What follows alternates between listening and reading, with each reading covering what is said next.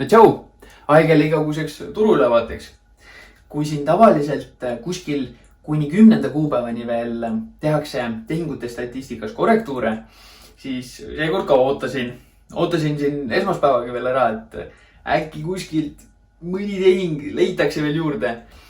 Aga ei tulnud korrektuuri. Siit saime päris korraliku laksu kätte.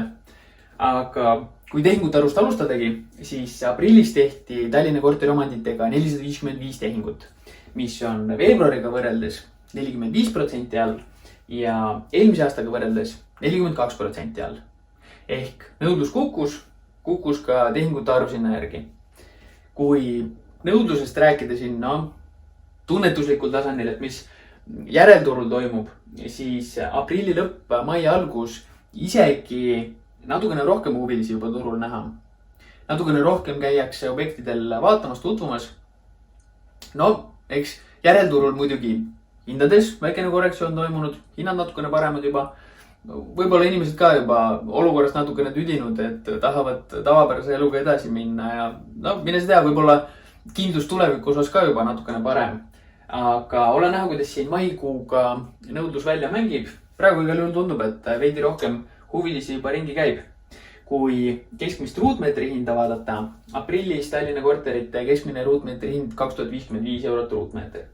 No siin eriolukorra algusest vaevu 1% on muutust tulnud.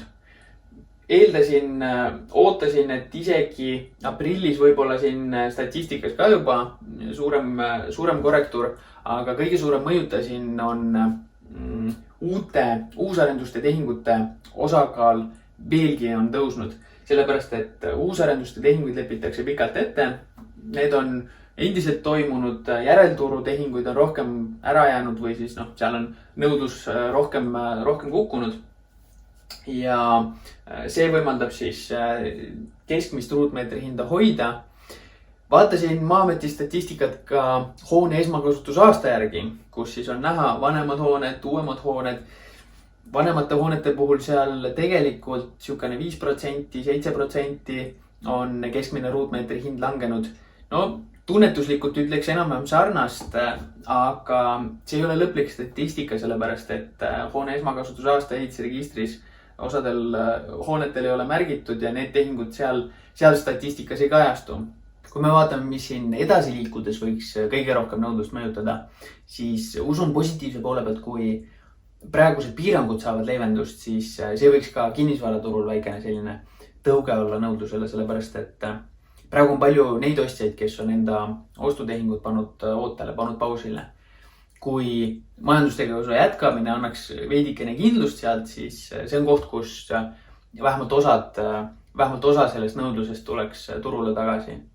Praegu on ka päris kõvasti investorite raha, mis on ootel, mis ootab mingit märki, et nüüd võib-olla on põhi saavutatud, et siis tulla turule tagasi ostma. Samas üldine majanduse taastumine ilmselt hoiab ka kinnisvaraturgu veel pikalt tagasi.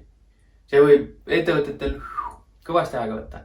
Ja kui teatud sektorites see tähendab ka palkade kärpimist, siis see on koht, kus kindlasti igasugused kinnisvaratehingud lükatakse tulevikku edasi. Ja teine mõjutaja, mis praegu nõudlust tagasi hoiab, on pangad. Pangad on praegu nii valivaks muutunud, et nõudlust oleks kindlasti rohkem, kui praegu finantseeritakse. Päris palju on neid ostjaid, kes eelnevalt oleksid saanud laenu, nüüd öeldakse, et tulge paari kuu pärast tagasi. Või siis küsitakse kõvasti suuremat omafinantseeringut või pakutakse tunduvalt suuremat intressi. Kui pangad sedasi massiliselt hakkavad piirama laenude väljastamist, siis tegelikult turul see võib minna müüjate jaoks nõudlust on vähem. Sellepärast, et isegi kui ostja käib, osta ei saa sellepärast, et ei finantseerita. Kui nõudlust on vähem, siis tilguvad ka hinnad vaikselt veel allapoole. See võib turu jaoks päris ohtlikuks minna, kui pangad kõvemini pidurit tõmbavad. Aga ole näha, kuidas siin maikuus, kui piiranguid leevendatakse, kuidas see nõudlusele mõjub ja kuidas see välja mängib. Aga aprillis siis tehingute arv kõvasti langes. Keskmine ruutmeetri hind jäi näiliselt vähemalt samale tasemele. Loodame, et meie ettevõtted siis saavad hakata enda mahtusid tublisti suurendama ja et pangad ka liigselt siin pidurit ei tõmba.